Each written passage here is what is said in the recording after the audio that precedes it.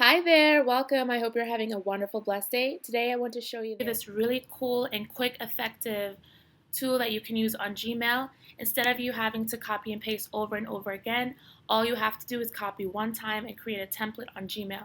So first, when we're sending out these emails to their parents, we're going to first copy the English, scrolling down all the way, right click, copy, and then go back to Gmail. Then you're going to Command V, paste it into your Gmail. You can title the subject whatever you like. You can say parent, teacher, meet and greet, because we're meeting them next week for parent conferences.